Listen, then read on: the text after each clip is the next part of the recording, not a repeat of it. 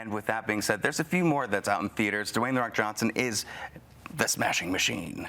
Please give a round of applause for Mark Kerr.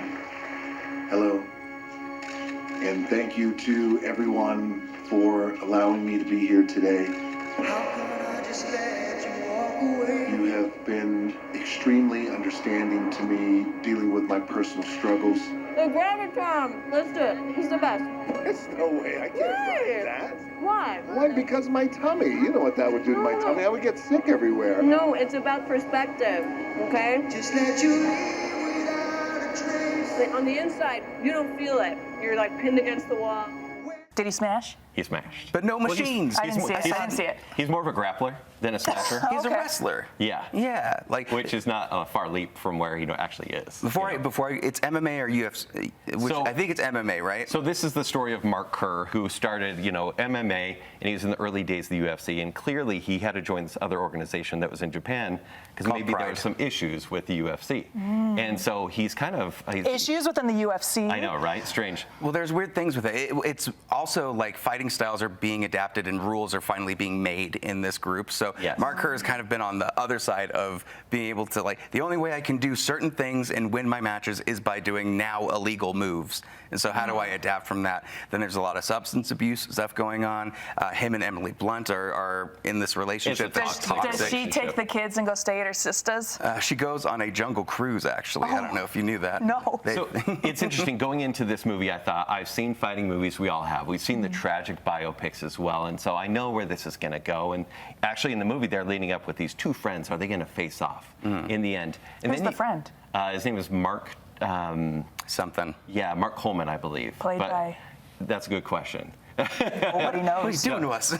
I know, but honestly, performances are great here, but you kind of go, I've seen this movie before, but then the movie reminds you it's actually a true story, and so you actually probably don't know the story, and it's not as exciting as you think it would be. Interesting. That's the thing. Like the top marks on this goes completely to Dwayne Johnson. Absolutely. He does prove that he has acting talent and capability that's not just going to be in a jungle trying to punch his way out of stuff or Black Adam. He actually has some good acting chops. And he loses, which is in his contract that he can't. Yeah. So I'm very proud of the man. He decided to let his guard down a little, be a little more sensitive. A24 is really pushing this movie. I'm a member of the A24 club, the Sure. AAA club, and I've been getting so many emails about the Smashing Machine. Well, it's a Safdie movie. Yeah. It's the Safdie brothers, but it's it's Benny Safdie Benny, that made this yeah. movie. And it's The Rock actually trying to act now. Yeah. And truth be told, I don't think Dwayne Johnson needed makeup for this movie.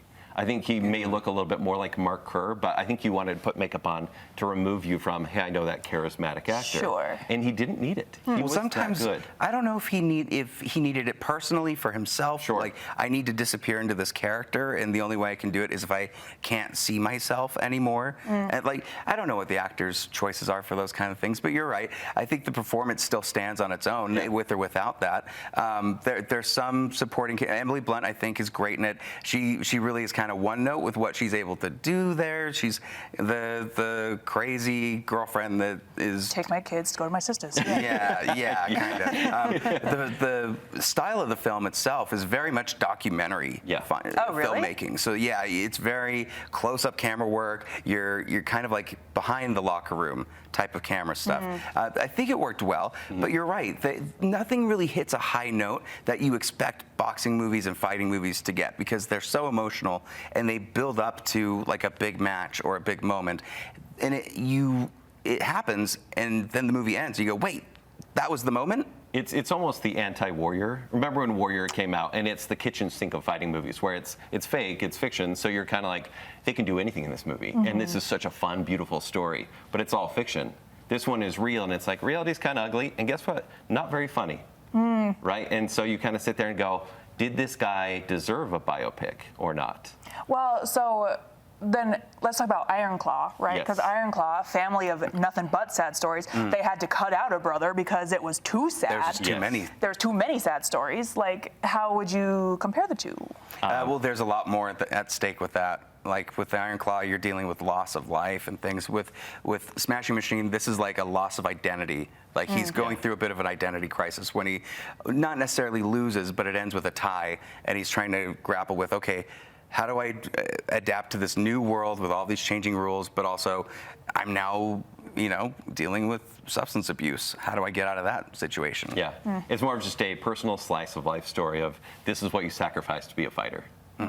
But it's But he's not such like a one of the gentle most- giant, right? Yeah, he is. Mark Kerr is such a gentle giant. Like, he will say thank you and hi to everybody. And I love it. I won't spoil what they do at the end, but they do something in the end that I think was very touching. And I don't think I've It's seen interesting. happen in a lot of biopics like this. Yeah. That was really cool. But for me, I would say this is a see it, but I would put an asterisk that it's going to be for your Tuesday $5 movie. Absolutely. I was thinking either, a cheap movie day, and I hate to say streaming when it goes to streaming, but it's such a great performance movie. You want to see it, but it's not a big screen experience entirely. Do you foresee Dwayne Johnson in getting nominated for an He'll get Academy nominated for Award? a Golden Globe. I don't think the Oscars are very kind to people that are just now trying to make it into Sure. the acting categories. Sure. I mean, Ariana Grande though, like. There's always a chance, Yes. but I don't think he's going to win anything. Sure. The nomination is going to be the best bet for him. So Okay. I don't know. Hopefully we get to see more from him. I know he's working with Benny Safdie on another one, and we'll keep I'm swinging excited to see him act, and with Scorsese as well. it. Yeah, Okay. very exciting. Yeah.